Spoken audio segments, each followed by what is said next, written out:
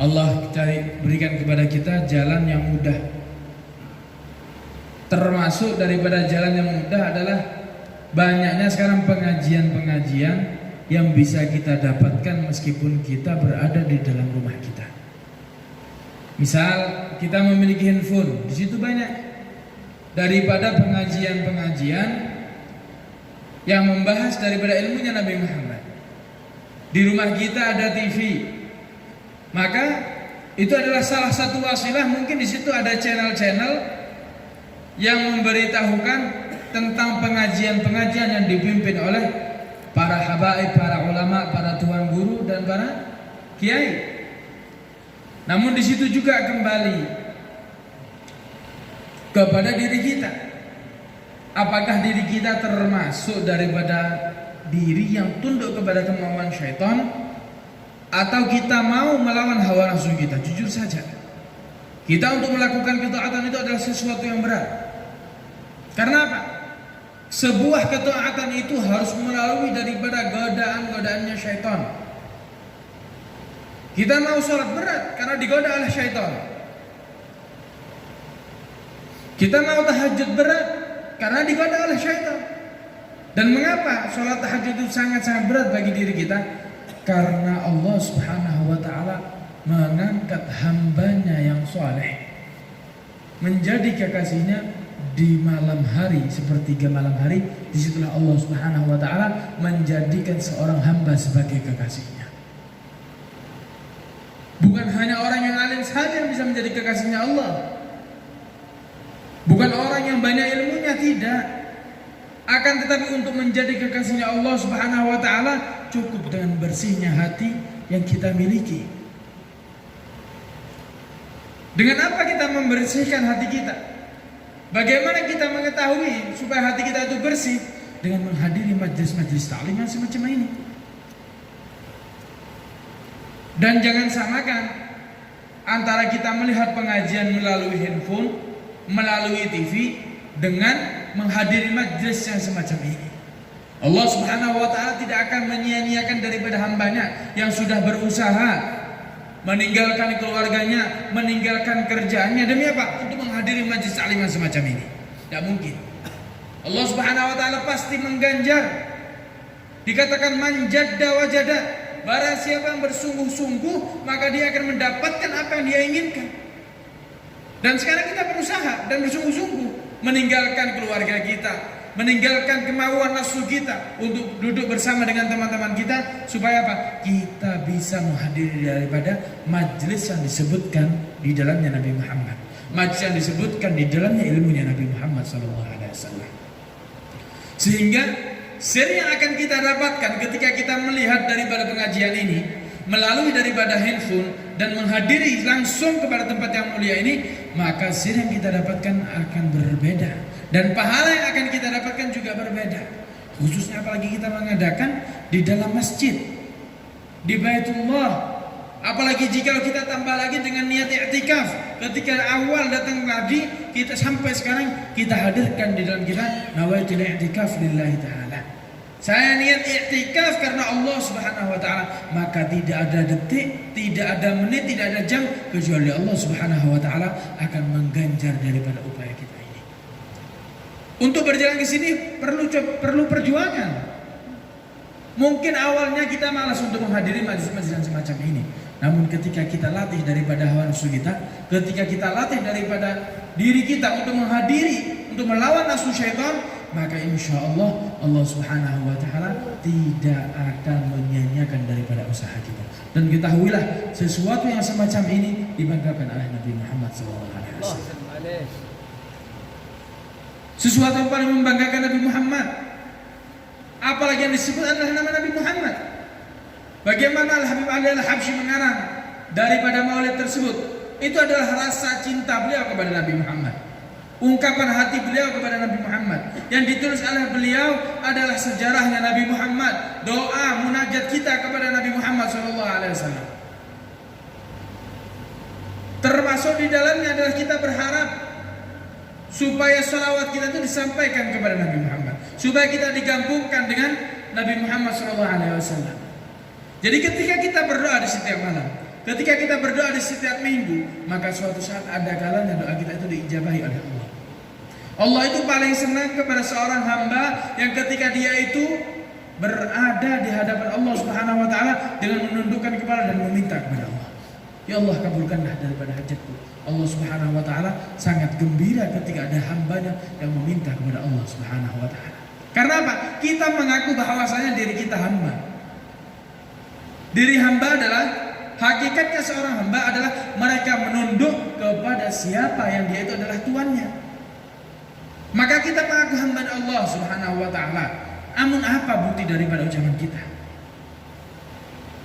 Maka bukti ucapan kita adalah kita menjadi hamba Allah Subhanahu wa taala dengan mengikuti segala perintahnya dan menjauhi daripada segala larangan yang Allah Subhanahu wa taala larang.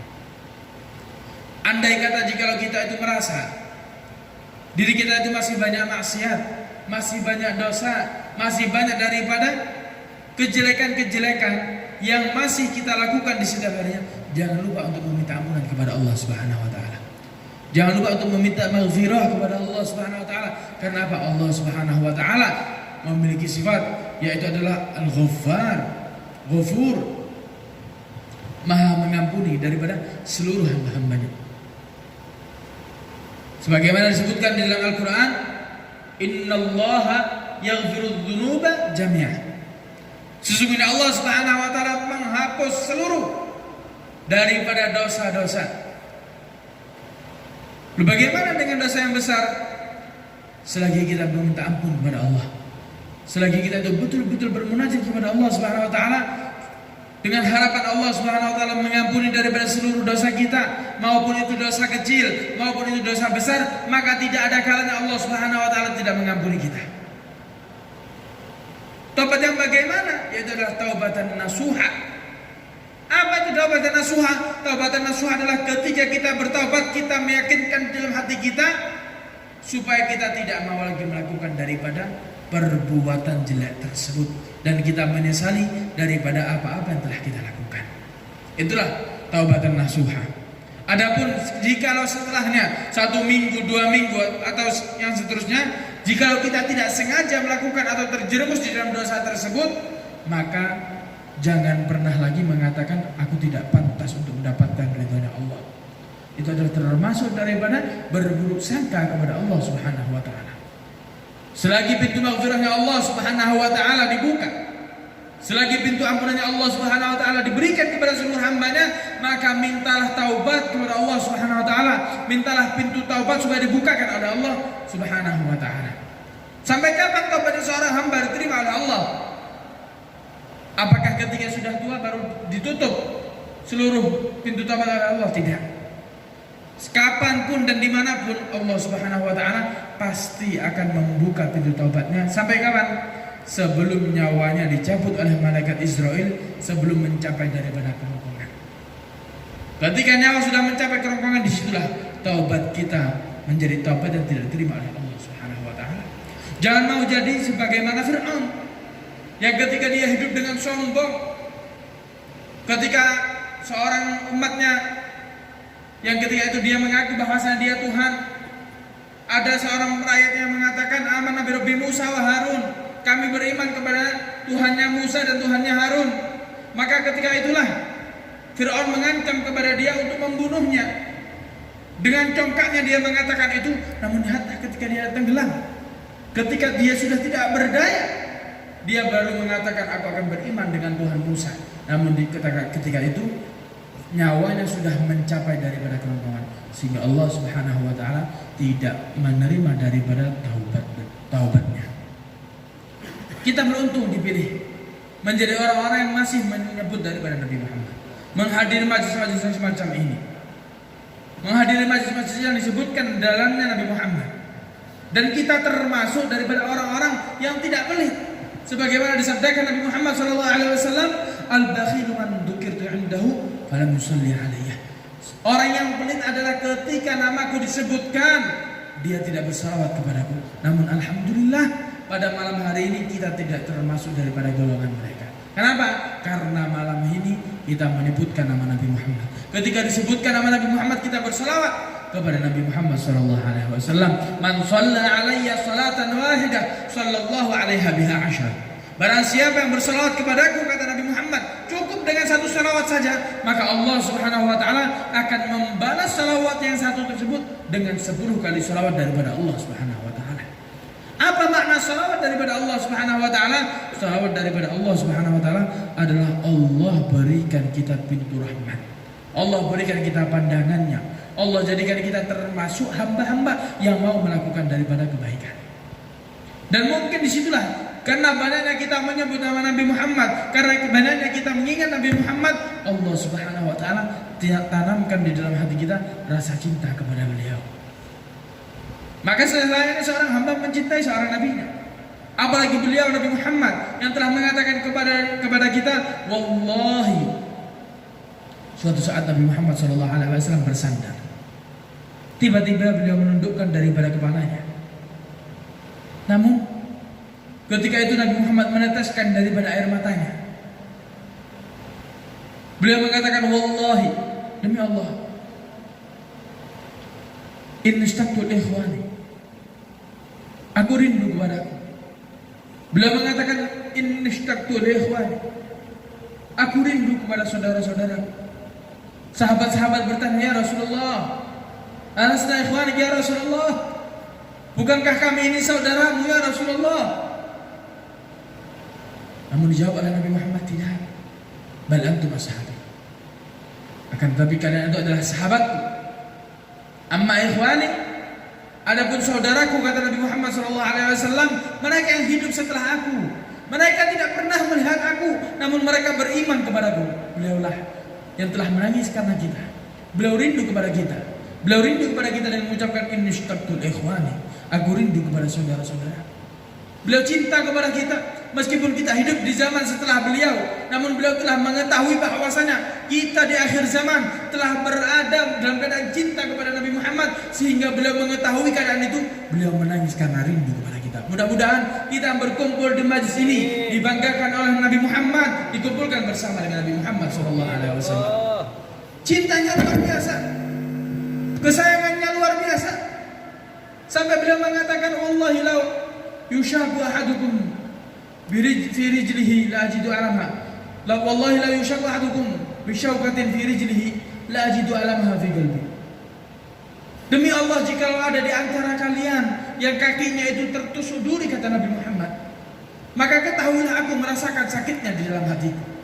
Apakah ada di antara kita merasakan hal yang semacam ini?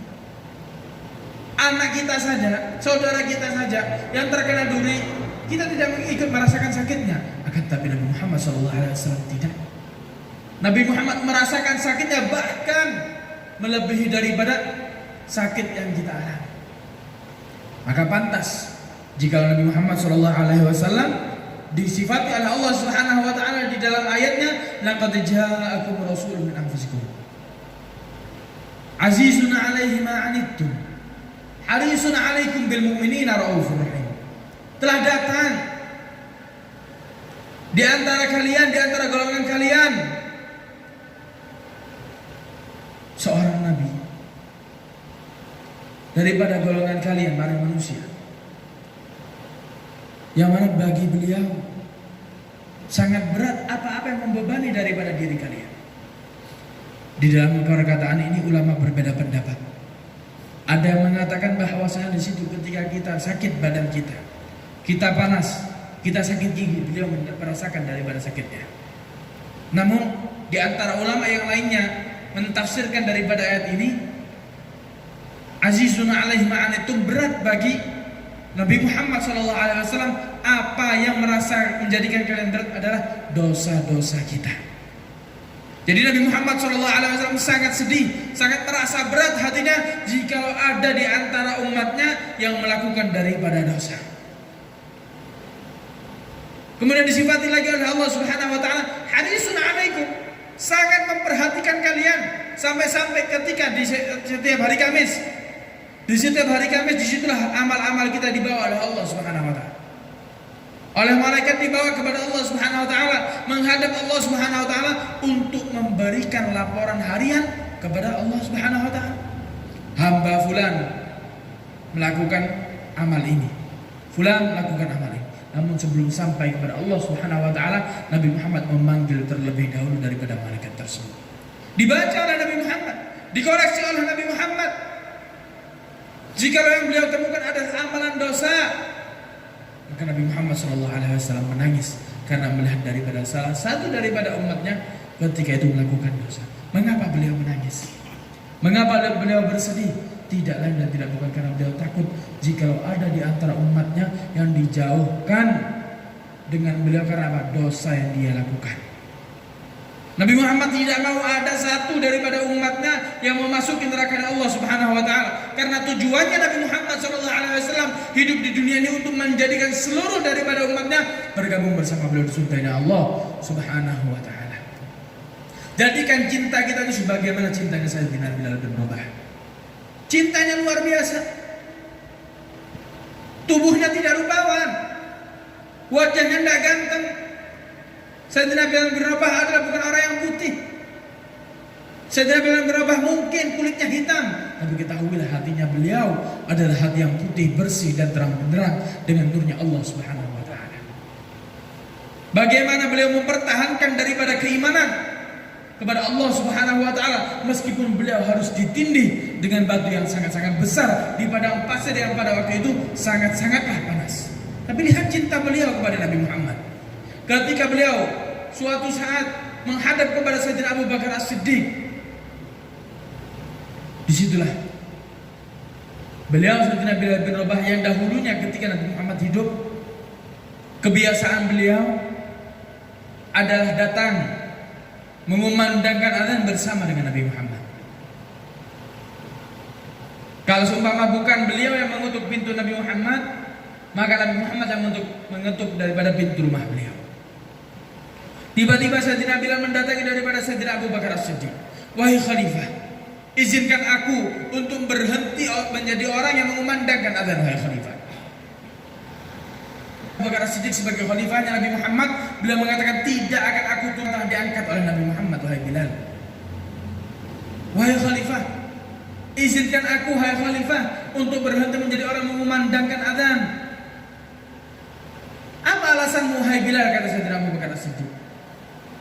Maka ketika itulah Sayyidina Bilal bin Rabah memandang daripada menara yang dimana di situ beliau memandangkan azan dan memandang ke makam Nabi Muhammad. Mulai air mata beliau menangis, mulai beliau meneteskan daripada air matanya, memandang lagi ke menara, memandang ke makam Nabi Muhammad, mengatakan, wahai Khalifah, ketika dulu Nabi Muhammad masih hidup, ketika beliau masih ada, kebiasaanku adalah ketika datang waktu sholat, aku ketuk pintu Nabi Muhammad dan aku katakan, ya Rasulullah, telah datang waktu sholat, ya Rasulullah. Sumpah bukan aku yang mengetuk daripada pintu Rasulullah, aku yang Nabi Rasulullah mendatangi daripada pintu rumahku. Dan beliau mengatakan, wahai Bilal, telah datang waktu sholat, sehingga aku bergandengan tangan dengan Nabi Muhammad. Aku menuju menara dan yang aku pandang adalah wajah Nabi Muhammad Sallallahu Alaihi Wasallam. Namun saat ini aku tidak menjumpai daripada kekasihku Nabi Muhammad. Aku tidak bisa lagi melihat kekasihku Nabi Muhammad. Sampai-sampai diriwayatkan ketika beliau setelah meninggalnya Nabi Muhammad, ketika hendak memakan daripada suatu makanan, ketika hendak menyuapkan ke dalam mulutnya keringat dengan Nabi Muhammad, maka beliau tidak ada lagi daya untuk memasukkan makanan tersebut ke dalam tubuhnya. Kenapa? Rindu kepada Nabi Muhammad. Menangis ketika telinga Nabi Muhammad meneteskan air mata. Karena cinta yang ada di dalam hati beliau sungguh sangat-sangat mendalam. Ketika beliau hendak mencari nafkah untuk keluarganya, ketika hendak menunggangi daripada kudanya, teringat dengan Nabi Muhammad, maka beliau terjatuh daripada kudanya karena tidak ada lagi daya, karena teringat dengan Nabi Muhammad. Beliau mengatakan, aku tidak bisa hidup di Madinah karena aku mengingatkan seluruh penjuru Madinah dengan Nabi Muhammad SAW. Maka Saudara Abu Bakar As-Siddiq mengatakan, wahai Bilal, kalau sedemikian daripada alasanmu, maka engkau aku izinkan. Aku izinkan engkau untuk berhenti menjadi orang memandangkan azan. Maka berhijrahlah ke negeri Syam, berbulan-bulan di sana bersama dengan keluarga. Bukan berarti beliau tidak cinta kepada Nabi Muhammad. Namun penjuru Madinah Kota Madinah mengingatkan beliau kepada Nabi Muhammad, sehingga ketika teringat dengan Nabi Muhammad, beliau tidak lagi bisa apa-apa, karena yang beliau alami hanya menangis karena rindu kepada Nabi Muhammad. Setelah berbulan-bulan di negeri Syam, tiba-tiba beliau bermimpi Nabi Muhammad. Ya Bilal, ma hadzal jafwa? Wahai Bilal, mengapa ada jarak antara engkau dan aku, wahai Bilal? Alangkah kerasnya hatimu, wahai Bilal, sehingga ketika bermimpi yang sedemikian, beliau terbangun daripada tidurnya menangis jadi-jadinya. Keluarganya bertanya, wahai Bilal, ada apa dengan engkau? Mengapa engkau menangis, wahai Bilal? Beliau mengatakan, aku bermimpi Nabi Muhammad. Dan beliau katakan kepadaku, ma hadzal jafa ya Bilal? Mengapa ada jarak antara engkau dan aku, wahai Bilal? Apakah engkau tidak rindu kepadaku, wahai Bilal? Maka aku takut jika aku ditinggal oleh Nabi Muhammad. Keluarganya mengatakan, indah saatnya engkau untuk berziarah kepada kekasihmu Nabi Muhammad SAW. Bergegas Sayyidina Bilal bin Rabah untuk menyediakan daripada segala perbekalan untuk berhijrah, untuk pergi ke makam Nabi Muhammad SAW. Dan selainnya orang yang mencintai, selama perjalanan daripada kota itu sampai ke makam Nabi Muhammad, maka seluruh perjalanan tersebut dialiri dengan tangisan-tangisan kepada Nabi Muhammad SAW. Semakin dekat dengan kota Madinah, maka semakin mengingatkan kepada Nabi Muhammad. Semakin deras tangisan Sayyidina Bilal bin Rabah. Semakin memasuki kota Madinah, maka semakin lagi mengingatkan Nabi Muhammad. Sampai beliau kehilangan tenaganya, kehilangan daripada daya dan upayanya. Karena apa? Seluruh daripada perjalanannya terpakai untuk menangis karena rindu kepada Nabi Muhammad. Maka ketika memasuki kota Madinah, tidaklah beliau memandang daripada suatu jalan kecuali beliau teringat dengan Nabi Muhammad. Semakin menjadi-jadi tangis beliau. Tidaklah memandang suatu gunung kecuali teringat dengan Nabi Muhammad. Tidak memandang daripada suatu rumah kecuali teringat dengan Nabi Muhammad. Seluruh daripada bentuk kota Madinah mengingatkan beliau kepada Nabi Muhammad. Sehingga disitulah beliau pertama kali tempat yang beliau datangi adalah makam daripada Habibuna Muhammad Sallallahu Alaihi Wasallam. Beliau katakan, salam, namun salamnya orang telah kehabisan daripada tenaganya. Berhari-hari beliau berjalan untuk menunaikan rasa cinta beliau kepada Nabi Muhammad. Sehingga ketika sampai di makam Nabi Muhammad, maka beliau telah kehabisan daripada seluruh tenaganya. Beliau katakan salam, namun salamnya orang yang sudah kehabisan daripada tenaganya. Terdengar oleh Sayyidina Abu Bakar As-Siddiq bahwasanya Sayyidina Bilal bin Rabah telah mendatangi daripada kota Madinah. Sehingga dikatakan, didatangi oleh Sayyidina Abu Bakar Siddiq, wahai Bilal, mengapa engkau menangis, wahai Bilal? Mengapa engkau sedih, wahai Bilal? Maka dikatakan oleh Sayyidina Bilal bin Rabah, wahai Khalifah, aku bermimpi Nabi Muhammad. Dan beliau katakan kepadaku, ya Bilal, ma hadzal jafwa? Apa jarak antara engkau dan aku ini, wahai Bilal? Apakah engkau tidak rindu kepadaku? Maka aku takut jika aku ditinggal oleh kekasihku Nabi Muhammad. Disenangkan oleh Sayyidina Abu Bakar As-Siddiq, wahai Bilal, ketahuilah, mata yang menangis karena rindu kepada Nabi Muhammad tidak akan pernah ditinggal oleh Nabi Muhammad. Siapa yang rindu daripada kita kepada Nabi Muhammad, ketahuilah tidak akan pernah ditinggal oleh Nabi Muhammad, tidak akan pernah dilupakan oleh Nabi Muhammad. Ketika Sayyidina Abu Bakar As-Siddiq mendengar dan mengucapkan daripada ucapan itu, maka sedikit menenangkan daripada hati Sayyidina Bilal bin Rabah. Namun tiba-tiba Sayyidina Abu Bakar As-Siddiq mengatakan kepada Bilal, wahai Bilal, bagaimana jika engkau kumandangkan azan sebagaimana engkau kumandangkan azan di zaman Nabi Muhammad SAW? Maka ketika itulah beliau pandang manara daripada Rasulullah. Beliau pandang, maka mulai air mata terhenti menetes kembali. Wahai Khalifah, aku belum mampu untuk mengumandangkan azan. Kebiasaanku adalah ketika datang waktu sholat, aku bergandengan tangan dengan Nabi Muhammad dan aku pandang wajah Nabi Muhammad. Namun pada saat ini aku tidak lagi mendapatkan kekasihku Nabi Muhammad di hadapan mataku. Datang Sayyidina Umar bin Khattab, wahai Bilal, bagaimana jika engkau kumandangkan azan sebagaimana engkau kumandangkan azan di zaman Nabi Muhammad? Wahai Umar, ketahuilah telah meminta kepadaku sebelumnya Khalifah Sayyidina Abu Bakar As-Siddiq, namun aku menolaknya karena aku belum mampu. Tiba-tiba dari belakang datang Sayyidina Hasan dan Husain, cucu Nabi Muhammad yang biasa bermain di punggung Nabi Muhammad.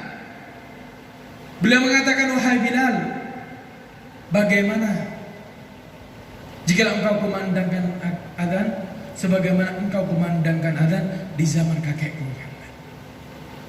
Ketika melihat daripada Sayyidina Hasan dan Husain, maka Sayyidina Bilal bin Rabah mencium daripada kedua beliau, mencium daripada Sayyidina Hasan dan Husain, dan beliau katakan, sungguh aroma kalian berdua sangatlah mirip dengan aroma kakek kalian berdua.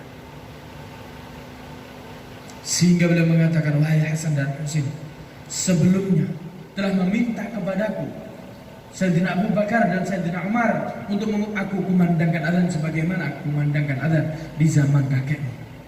Namun aku tolak, wahai Hasan dan Husain.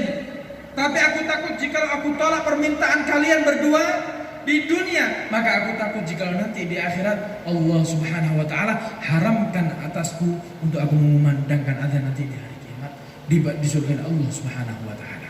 Sehingga dijadwalkan Sayyidina Bilal bin Rabah untuk mengumandangkan adzan.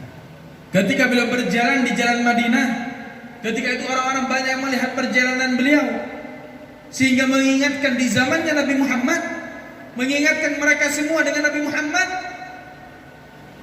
Mereka mengatakan, apakah Nabi Muhammad hidup kembali? Apakah Nabi Muhammad dibangkitkan kembali?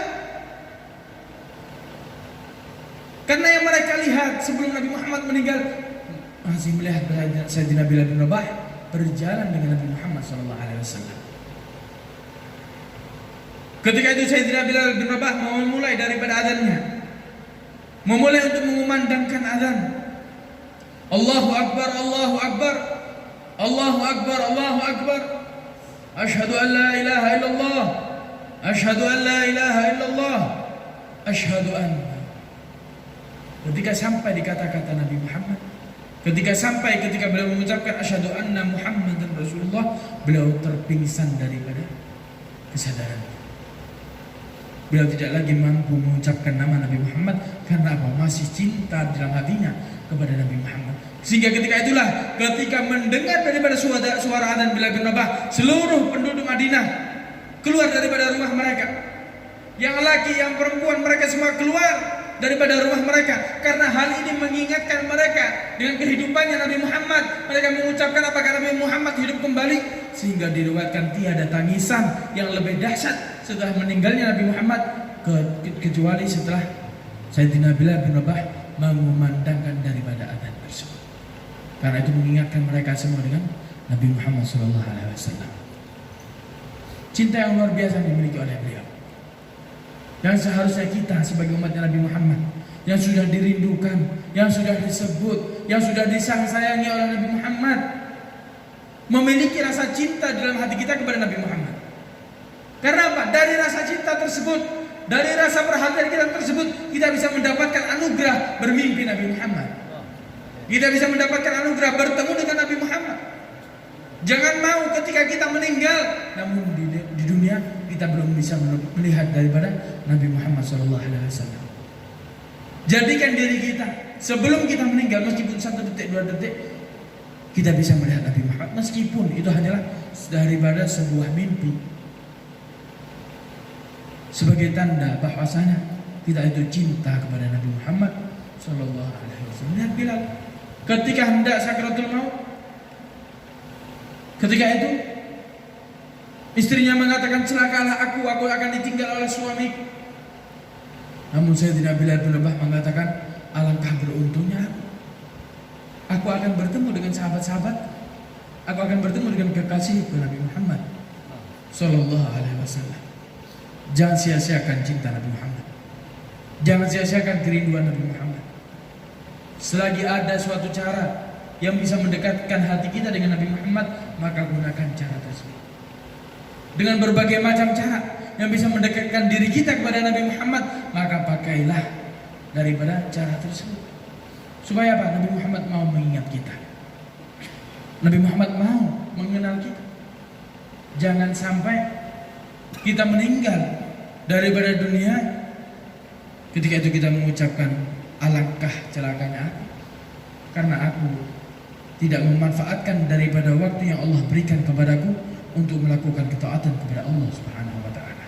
Mudah-mudahan kita berkumpul di masjid digabungkan bersama dengan Nabi Muhammad, dibanggakan oleh Nabi Muhammad, bukan hanya membanggakan akan tetapi dibanggakan. Ya Allah, kami berkumpul di majlis ini ya Allah mengharapkan ridha-Mu, mengharapkan ridha Rasul-Mu ya Allah. Ya Allah, kami berkumpul di majlis ini ya Allah tidak lain dan tidak bukan ya Allah karena kami mengetahui bahwasanya diri kami adalah diri yang kotor ya Allah. Kami ingin membersihkan diri kami dengan menyebut nama kekasih kami Nabi Muhammad.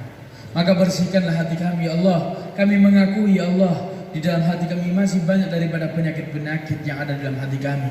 Penyakit riya ya Allah, penyakit bangga diri ya Allah, penyakit daripada mengharapkan pujian daripada manusia ya Allah. Maka bersihkanlah seluruh penyakit tersebut ya Allah, karena itu adalah kunci utama untuk bermimpi Nabi Muhammad ya Allah. Maka bersihkanlah hati kami ya Allah. Ya Allah, hanya kepadamu kami meminta ya Allah. Ya Allah, di majlis yang mulia ini ya Allah, di tempat yang mulia ini ya Allah, izinkan kami untuk bertemu dengan Nabi Muhammad ya Allah. Izinkan kami untuk bermimpi Nabi Muhammad ya Allah. Ya Allah, hanyalah kepadamu kami meminta ya Allah. Hanya kepada Engkau kami meminta ya Allah. Maka kabulkanlah daripada doa-doa kami ya Allah. Ya Allah, janganlah Engkau jadikan kami keluar daripada majlis ini ya Allah kecuali seluruh daripada dosa kami Engkau ampuni ya Allah. Seluruh daripada dosa keluarga kami Engkau ampuni ya Allah. Ya Allah, jagalah orang tua kami ya Allah. Jadikanlah kami termasuk daripada anak-anak yang berbakti kepada orang tua kami ya Allah. Jadikanlah kami termasuk daripada anak-anak yang menyenangkan daripada orang tuanya ya Allah. Jangan jadikan kami termasuk daripada anak-anak yang durhaka ya Allah. Ya Allah, jadikanlah kami termasuk hamba-hambamu yang Engkau pandang dengan rahmat-Mu, yang Engkau dekatkan kami dengan rahmat-Mu ya Allah, dan Engkau janjikan kami dengan surga-Mu ya Allah. Ya Allah, Engkau lah yang memiliki surga ya Allah. Maka jadikanlah kami ya Allah termasuk daripada penduduk surga yang telah Engkau janjikan kepada orang-orang yang beriman ya Allah. Ya Allah, Engkau adalah zat yang membalikkan daripada keimanan kami ya Allah. Maka kuatkanlah daripada keimanan kami ya Allah. Ya Allah, kami meminta daripada seluruh yang diminta oleh Nabi Muhammad SAW ya Allah. Kekasih-Mu Nabi Muhammad ya Allah, dekatkan kepada kami ya Allah. Timbulkanlah rasa cinta dalam hati kami kepada Nabi Muhammad SAW. Ya Allah, timbulkanlah di dalam hati kami rasa cinta kepada Engkau ya Allah. Perkenalkan kami dengan Nabi kami ya Allah, sebagaimana Nabi kami mengenal kami ya Allah. Maka perkenalkan kami dengan Nabi kami Muhammad SAW. Maka ketika kami mengenal beliau ya Allah, maka kami akan mencintai beliau, maka kami akan menyayangi beliau, dan kami akan menyebut daripada nama beliau ya Allah. Ya Allah, dengan beliaulah ya Allah kunci surga kami ya Allah. Maka kami menyadari seluruh daripada dosa-dosa kami ya Allah hanya Engkau yang mengampuni ya Allah. Maka dengan kemuliaan Nabi Muhammad, dengan kemuliaan Nabi Muhammad ya Allah, ampunilah daripada seluruh dosa kami dan keluarga kami ya Allah. Ya Allah, di antara kami ya Allah, jika ada suatu dosa yang masih biasa kami lakukan ya Allah, maka izinkanlah kami, gampangkanlah kami untuk meninggalkan daripada kemaksiatan tersebut ya Allah. Ya Allah, izinkanlah kami untuk merasakan daripada kelezatan untuk melakukan ketaatan kepadamu ya Allah. Ya Allah, haramkanlah kami ya Allah untuk merasakan kenikmatan untuk melakukan kemaksiatan kepadamu ya Allah. Hanya kepadamu kami meminta ya Allah. Engkau lah yang mengabulkan daripada hajat kami, Engkau lah yang mengabulkan daripada seluruh permintaan kami ya Allah. Ya mustajib, ya mujib ad-da'wat, kabulkanlah daripada doa kami ya Allah. Kabulkanlah daripada doa kami ya Allah. Rabbana atina fid dunya hasanah wa fil akhirati hasanah wa qina adzaban nar. Wa sallallahu ala sayyidina Muhammad wa ala alihi wasallam.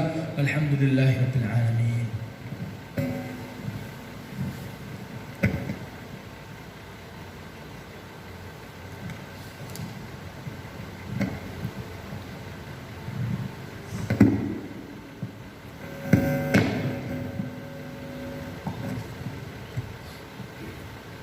Ya Allah ya Rabbal alamin, bismillahirrahmanirrahim, alhamdulillahi rabbil alamin, wa ala sayyidina Muhammad. Rabbana atina fid dunya hasanah wa fil akhirati hasanah wa qina adzabannar. Da'wahum fiha subhanakallahumma wa la ilaha illa anta, wa da'wana alhamdulillah.